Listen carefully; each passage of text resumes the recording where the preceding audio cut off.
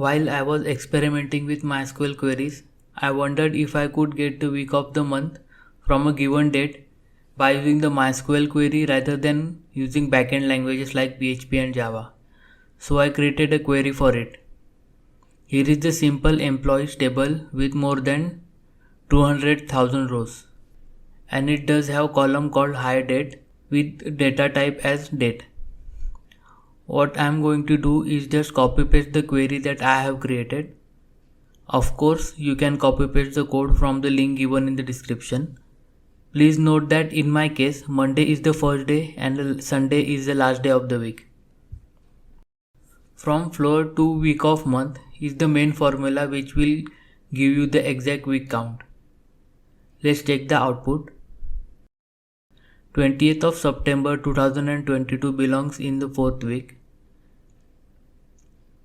The 11th of September 2022 represents the 2nd week because it is the Sunday and also the last day of the 2nd week. Thanks for watching. Like, share and subscribe.